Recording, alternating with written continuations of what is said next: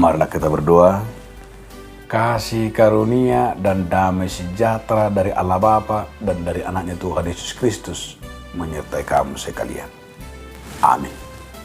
Horas madihita saduna. Firman Tuhan bagi kita hari ini tertulis dalam kitab Imamat 19 ayat 15. Dan janganlah kamu berbuat curang dalam peradilan. Janganlah engkau membela orang kecil dengan tidak sewajarnya. Dan janganlah engkau terpengaruh oleh orang-orang besar. Tetapi engkau harus mengadili orang sesamamu dengan kebenaran. Dan jadi papiolomu uhum di paruhuman. Dan jadi hamu marni dan nidabuhin. Palia halak na pogos, pasangap halak na sangap. Marhiti siya kategorat umum dongam. Demikian firman Tuhan. Saudaraku, judul renungan kita hari ini saya buat adalah jangan curang. Begitu banyak kecurangan-kecurangan yang kita lakukan di dalam hidup ini. Kecurangan baik dalam hal bertindak, kecurangan dalam hal peradilan, kecurangan dalam hal pembagian, kecurangan dalam hal pekerjaan, dan masih banyak lagi sering kita lakukan kecurangan. Disinilah Musa mau mengingatkan umat Israel supaya umat itu benar-benar menyadari arti, makna habadian, kekudusan sebagai panggilan kita. Karena Musa mau begitu melihat arti panggilan itu sebagai tugas paling utama dalam hidup kita. Agar kita tidak pernah dalam hidup ini selaku orang yang diberikan mandat Tuhan. Baik dimanapun pekerjaan dan dimanapun kita bekerja. Pertama sekali dikatakan jangan berbuat curang. Itu ingat, jangan berbuat curang. Kita harus sadar Tuhan Maha Tahu dan Tuhan Maha Kudus. Yang kedua, diingatkan jangan kita mau yaitu memandang muka. Artinya memandang muka di sini adalah kita jangan mau terpengaruh yaitu si ida buhi.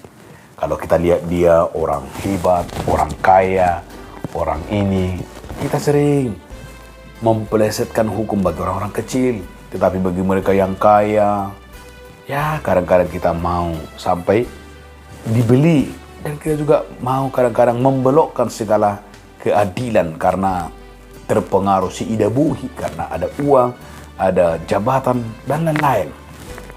Dan yang berikut mau diingatkan dalam nats ini kita supaya kita menjauhkan, yaitu jangan terpengaruh yaitu dengan orang-orang besar, dan jangan engkau yaitu palea atau menghina orang-orang miskin atau orang-orang kecil.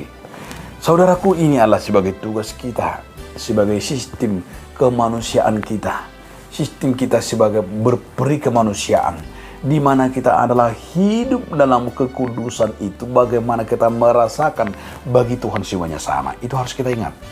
Yang kedua, kita harus mau mencapai dalam hidup ini setiap rencana Tuhan dalam kekudusannya, sehingga apapun yang kita lakukan di setiap lini-lini kehidupan itu Allah terlihat segala kuasa dan rencana Tuhan.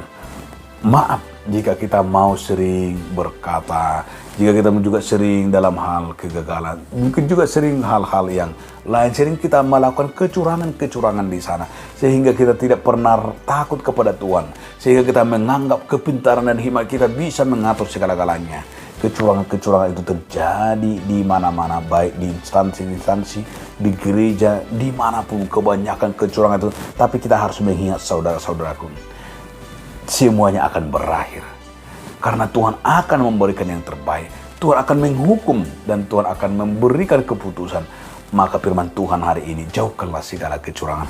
Tetapi marilah kita semakin hidup dalam kekudusan, mengenal setiap kehendak dan kemahakudusan Tuhan, sehingga kita menjaga setiap langkah dan perbuatan kita. Amin. Terima kasih Tuhan atas firman-Mu, supaya kami menjauhkan segala kecurangan. Amin.